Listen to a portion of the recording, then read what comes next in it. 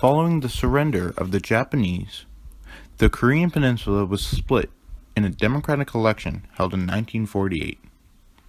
After 2 years of tension since the North and South split into Communist versus Democratic in Korea, the military superior North invaded its weaker southern counterpart. After being pushed back to the Pusan perimeter, the U.S. lobbied the UN for military support for the South Koreans, and were granted their wish.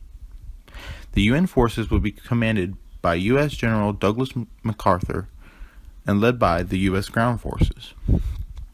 After successfully bolstering the Pusan perimeter, Marines and UN forces landed at Incheon, a small port in the middle of Korea, thus cutting off North Korean supplies. This caused the North Koreans to be forced to retreat from the area surrounding Pusan, and eventually the UN forces pushed upwards, getting all the way to the Eula River, which bordered China. Chinese forces then crossed the border, surging in to aid North Korea. This created a retreat back to mid-Korea for the UN forces.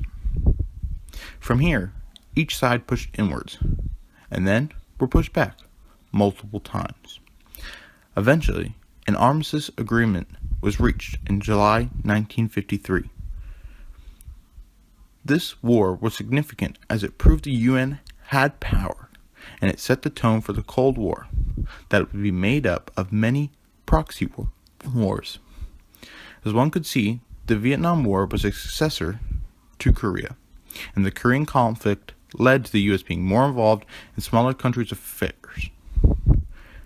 This fits into the greater picture of U.S. history, as the conflict was the start of fighting of the Cold War.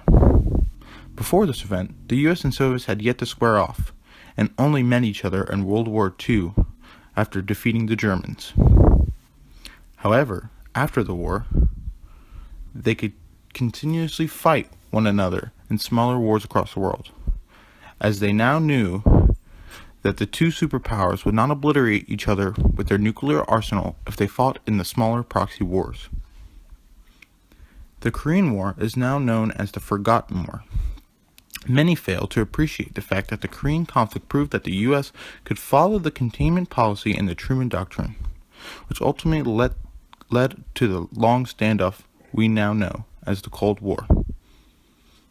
Also, it was the first war in which two countries would fight each other without formally declaring war on each other, as the Soviets used jet fighter support to aid the North Koreans.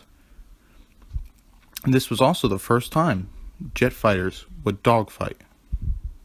There are many reasons why this war was significant, and it should not be considered the Forgotten War anymore.